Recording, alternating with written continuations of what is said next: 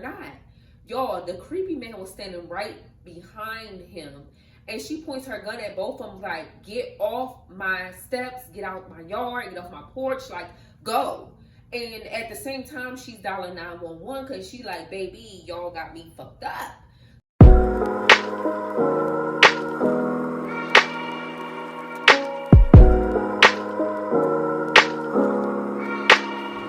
Hello everyone and welcome back to the channel. Today I have another story time, and guess what? It's Halloween, and today I'm just wearing my witch hat or whatever.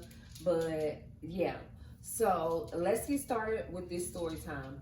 Today in this story time, this story is from Obsessions on Hulu. And let's get started. We're going to talk about this girl named Pam today. So Pam was staying with her sister for a certain amount of time, a while. They stayed together for a good bit. Now Pam is getting to the point where now she feel like she wants her own place. Now Pam, her father, and her sister go hunting for a home, and she didn't want to rent. She wanted to buy a home. So of course her father and her sister are searching around and looking. Now Pam suddenly sees a house that she adores and she loves. They did a walkthrough and everything, and she knew that this was going to be the house. So now Pam has a little issue like with her credit or whatever, but her dad volunteers to basically help her get the house. So now they go to the bank and everything to purchase this home, and he puts it in his name. Everything is in his name, the home, the insurance, everything. Now Pam's job is to pay the mortgage and everything, but it's all in her dad's name. So now everything is under control, and Pam starts to pack her stuff to move out of her sister's house. Now the family and everything is excited for Pam, and they also help Pam. So Pam packs her stuff at her sister's house, and they all go down to the new house that now Pam has of her own. So once they get there or whatever, Pam and her family get out to start moving everything in, and they walk up to the porch noticing that the door was kicked in. Once they got in the house, they see that the windows and everything were busted out. So at this point, they realize that the house has been vandalized. Like somebody broke in, bust out the windows, like stuff was on the wall, like it was in total shams.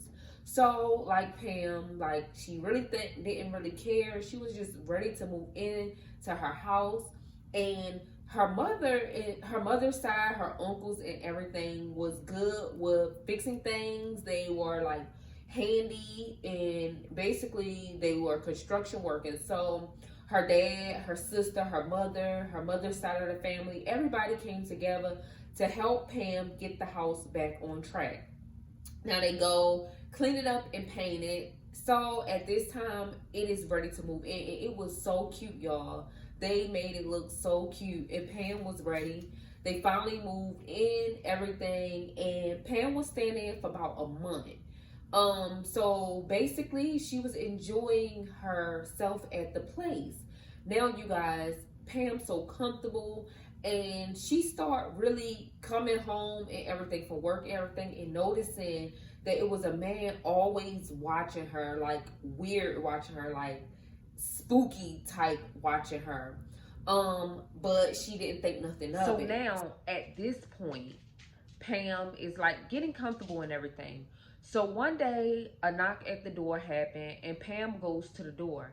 Now it's officers at the door stating that it has been a report that the house was being broken into. So Pam looking like, no, like I just bought this house. This is my house. Like, I don't know what y'all talking about.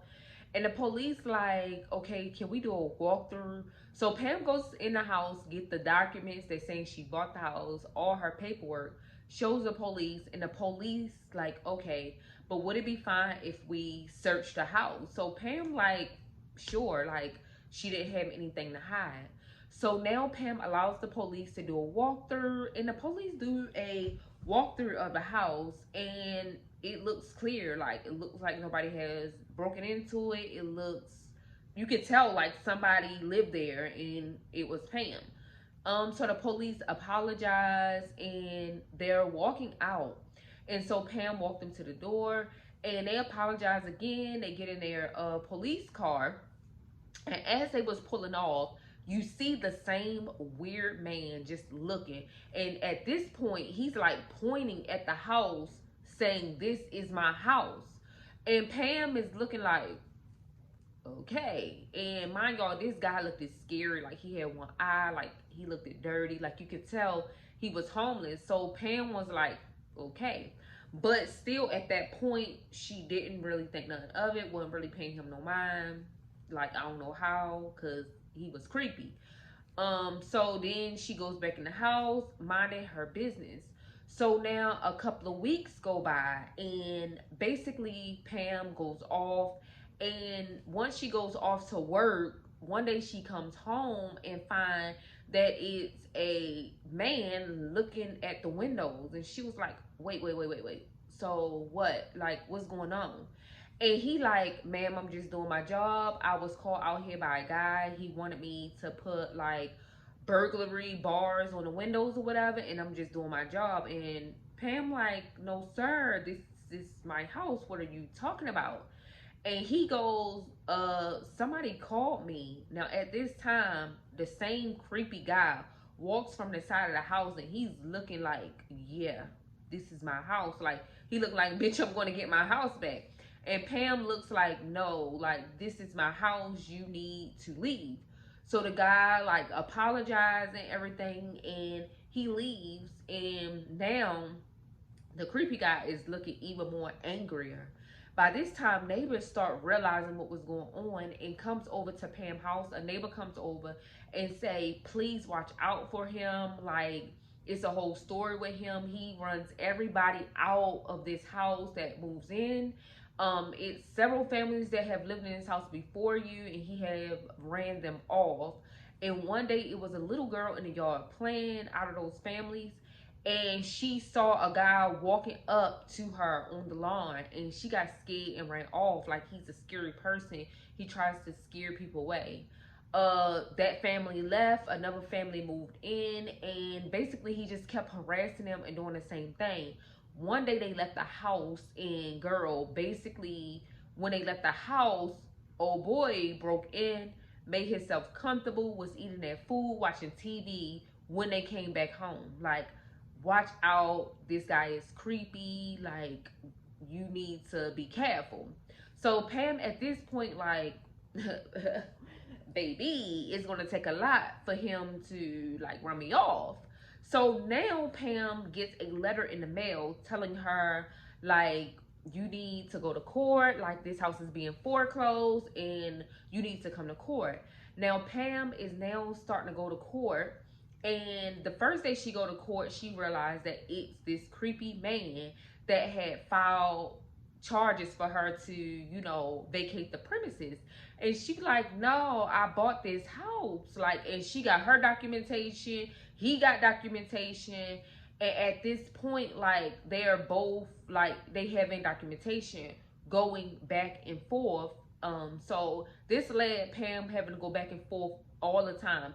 Every time you turn around, like, he wouldn't have something and the judge like throw it out or like suspend the case. I mean, it was just so much for Pam, to the point where like it just kept going.